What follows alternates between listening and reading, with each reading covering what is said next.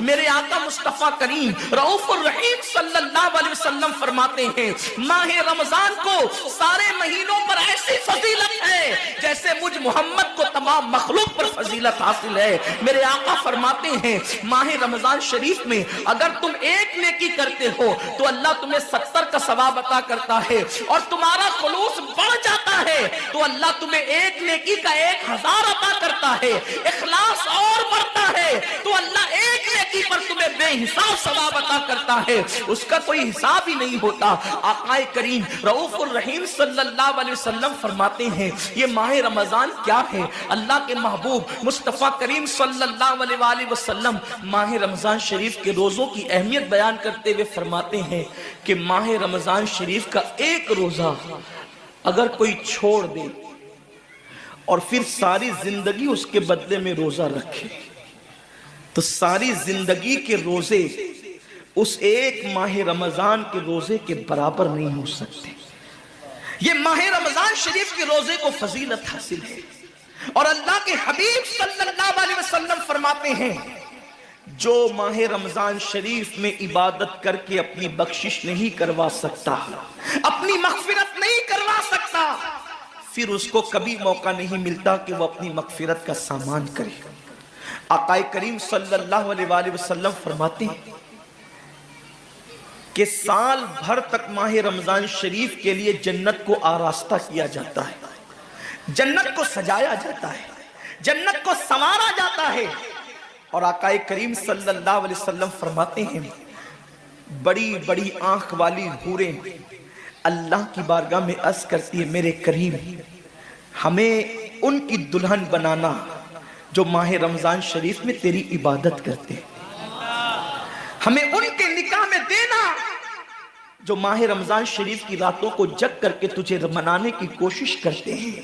آقا کریم صلی اللہ علیہ وسلم فرماتے ہیں اگر کوئی بندہ ماہ رمضان میں زنا سے بچے، شراب سے بچے، جھوٹ سے بچے، کسی کو تہمت لگانے سے بچے، اور ماہ رمضان شریف کا احترام کرتے ہوئے گناہوں سے بچے، تو اللہ تبارک و تعالی ہر رات کے بدلے، رمضان شریف کی ہر رات کے بدلے 100 حوروں کے ساتھ اس کا نکاح فرمائے گا۔ یعنی 30 راتیں ہیں تو 100 حوروں کے ساتھ اس کا نکاح ہوگا۔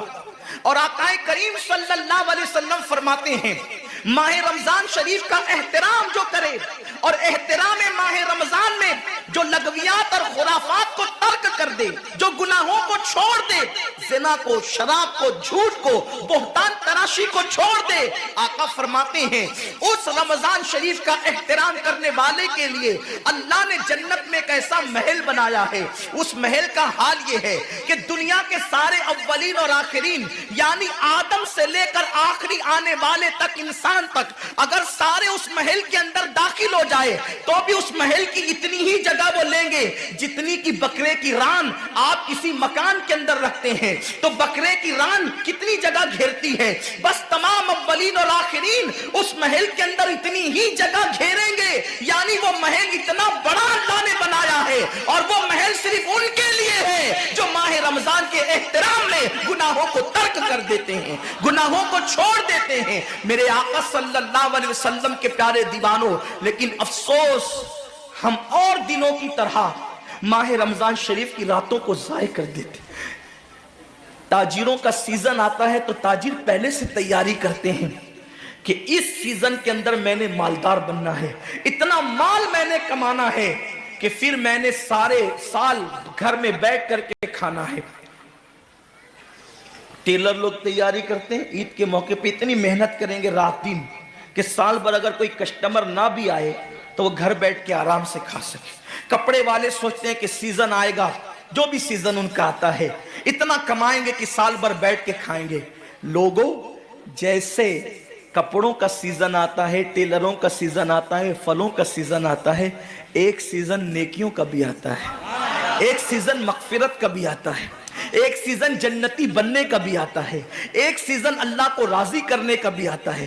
ارے یہ کیا کم ہے، میرے رسول سچے نبی صادق و مصدوق نبی نے فرمایا ماہ رمضان کی ہر رات اللہ پہلے آسمان پہ تجلی کرتا ہے اور اللہ اپنے بندے سے پکار پکار کر غروب آفتاب سے لے کر صبح صادق طلوع ہونے تک کہتا ہے میرے بندے اگر تو گنہگار ہے تو مجھ سے معافی طلب کرتا کہ میں تیری مغفرت کر دوں، میں تجھے جنت کا پروانہ عطا کر دوں، اگر تو غریب ہے تو مجھ سے دولت مانگتا کہ میں تجھے دولت عطا کر دوں، اگر تو نعمت سے محروم ہے تو نعمت مانگتا کہ میں تجھے نعمت عطا کر دوں۔ یہی وجہ تو ہے حضرات صحابہ کرام جب رمضان شریف آتا تو وہ ایسے تیاریاں کرتے تھے جیسے ہم اپنے گھروں کی شادیوں کی تیاری کرتے ہیں۔ صحابہ اتنے مصروف ہو جاتے رمضان شریف کی تیاریوں میں، اور کیسی تیاری کرتے، ہم بھی رمضان شریف کی تیاری کرتے ہیں۔ ہماری تیاری کیا ہے؟ سحری میں تری کے مسالے کو چاہیے، سحری کے اندر یہ چاہیے، سحری میں وہ چاہیے، افطار میں یہ چاہیے، افطار میں وہ چاہیے۔ مجھے اس سے کوئی جو ہے وہ شکوہ نہیں، میرے آقا نے اس سے منع نہیں کیا۔ حضور فرماتے ہیں کہ رمضان شریف میں گھر والوں کا دسترخوان وسیع کر دیا کرو، گھر والوں پہ زیادہ خرچ کیا کرو، اس لیے کہ جو گھر والوں پہ رمضان شریف میں خرچ کرتا ہے اللہ اس کو اپنی راہ میں خرچ کرنے کا ثواب عطا کرتا ہے۔ اور فاروق اعظم فرماتے ہیں جو رمضان شریف میں کشادگی کرے گھر والوں پر اللہ اسے جہاد میں خرچ کرنے کا ثواب عطا کرتا ہے۔ مجھے اس سے کوئی شکوہ نہیں، لیکن صحابہ کی تیاری کیا ہوتی تھی؟ جب رمضان شریف آتا صحابہ اپنے بستر کو باندھ دیا کرتے تھے۔ رمضان شریف آتا تو صحابہ بستر کو باندھ دیتے تھے۔ کیوں باندھ دیتے تھے بستر کو؟ اس لیے کہ اب سونا نہیں ہے، سونے کی راتیں 11 مہینے کی راتیں ہیں، اب غفلت میں زندگی نہیں گزارنا ہے، بلکہ راتوں کو جگ کر دن کو جگ کر اللہ کی اتنی عبادت کرنا ہے کہ عبادت کا سیزن آ گیا۔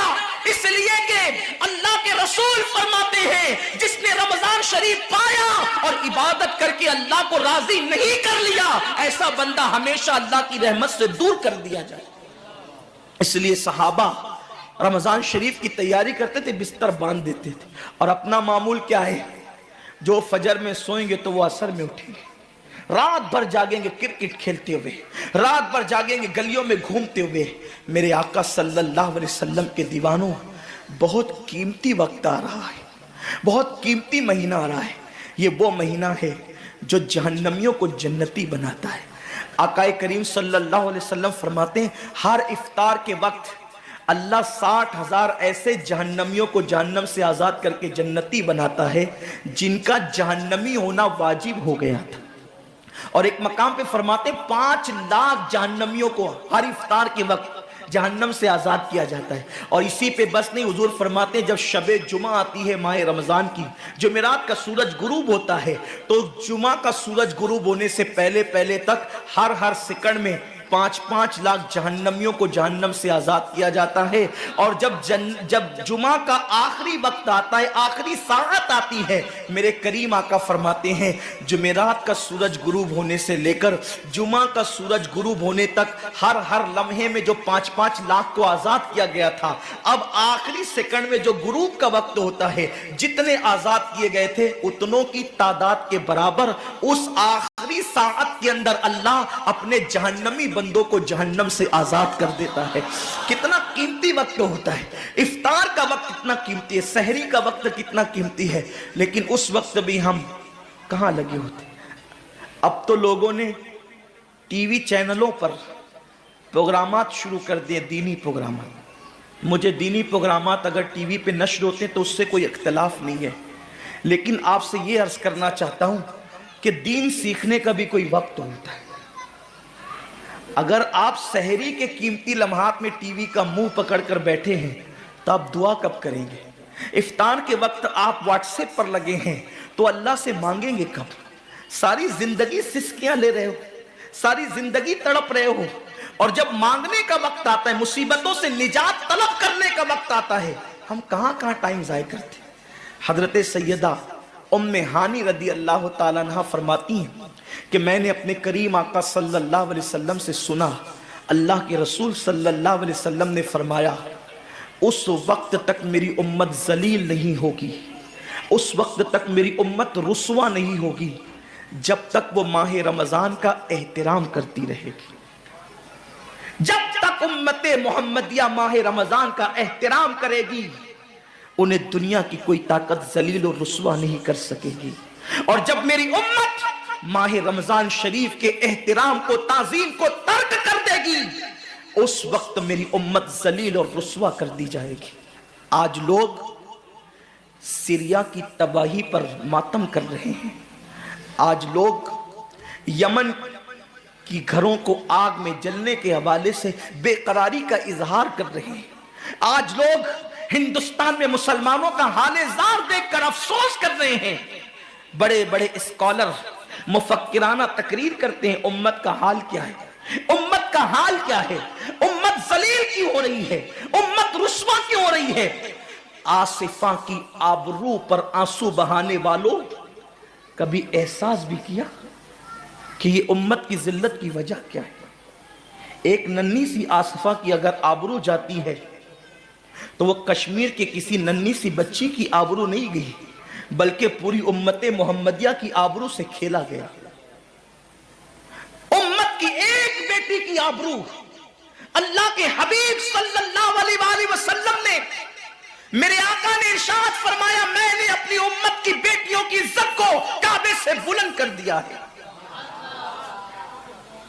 वो दुनिया की और कौमें होगी जो अपनी बेटियों की आबरू का नीलाम करके अपने तख्त और ताज के लिए सामान करती है, उनकी इज्जत की हिफाजत करना जानती है। मैं आबरू लूटने वालों से मुखातिब नहीं हूं, इसलिए कि मजमा आबरू लूटने वालों का नहीं है। जो सुन रहे हैं मैं उनसे बात करना चाहता हूं, जिन तक मेरी आवाज पहुंच नहीं सकती मैं उनसे मुखातिबत नहीं करना चाहता।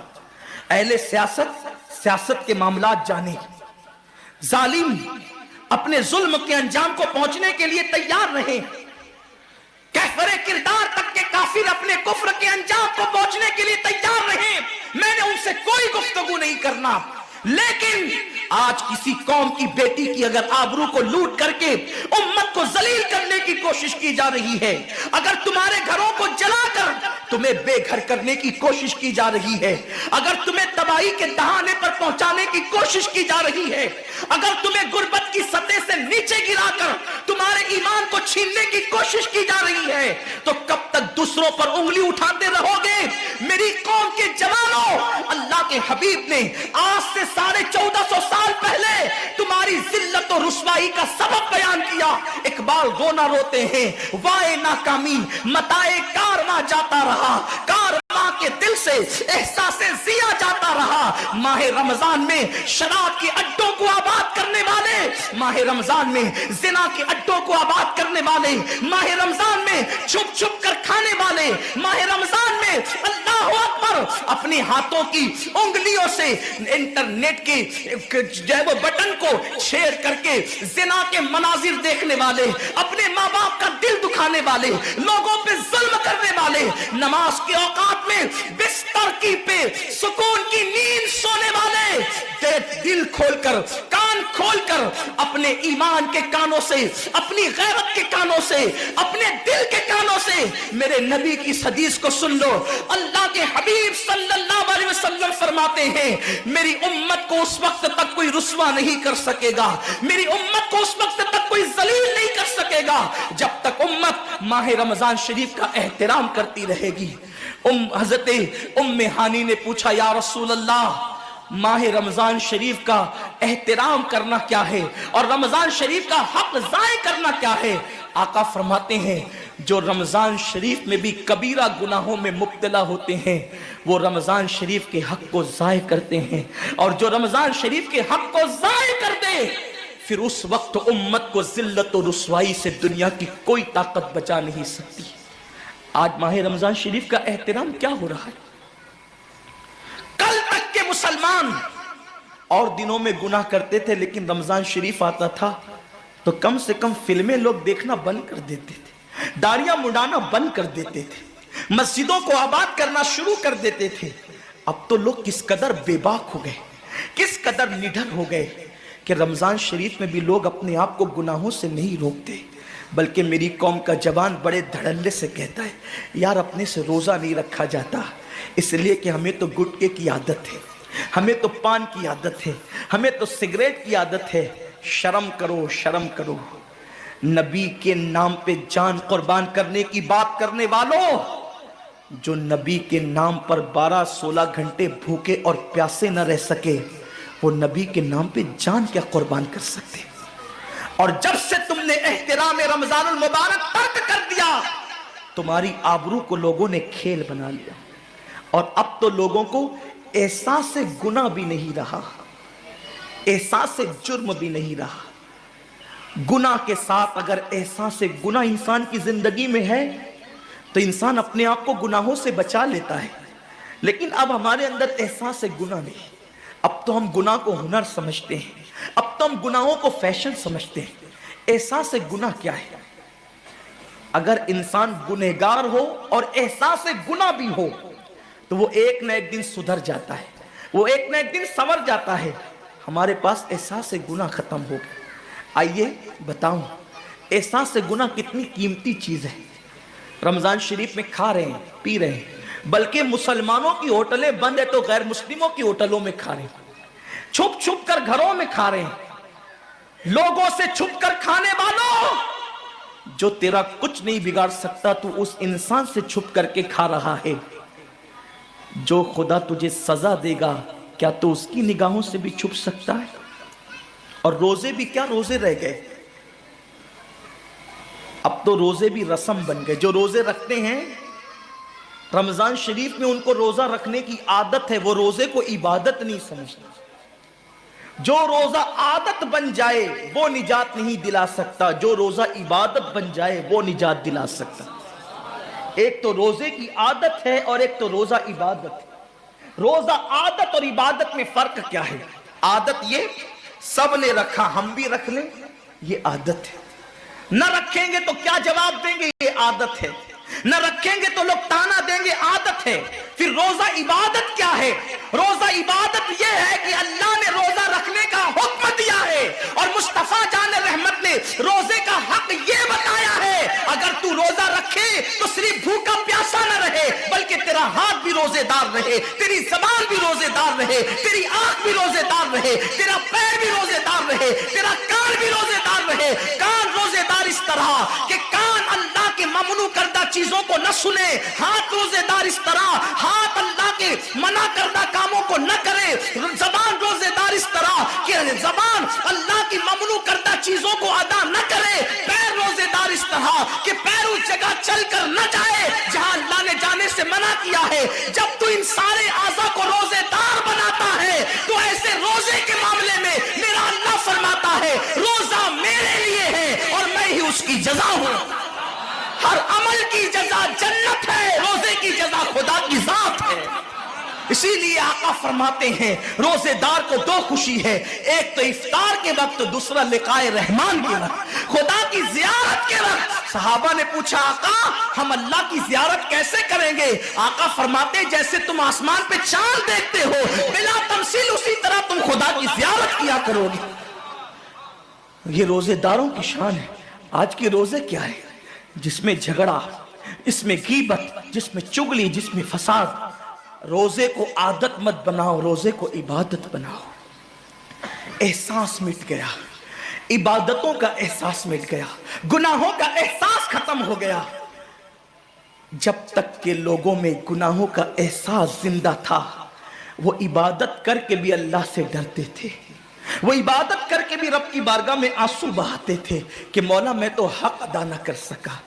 لیکن آج احساس نہیں ہے، اس لیے لوگ ہنستے ہنستے افطار کرتے ہیں۔ حالانکہ صحابہ کا معمول تھا جب افطار کا وقت آتا وہ ہاتھوں کو اٹھا کر کے روتے اور کہتے مولا روزہ تو چلا گیا لیکن روزے کا حق نہ ادا ہو سکا، آنسو بہاتے ڈرتے۔ لیکن آج ایسا کچھ بھی نہیں ہے، ہماری ساری نیتیں تو دسترخوان پہ لگی ہوتی ہے افطار کے وقت۔ آئیے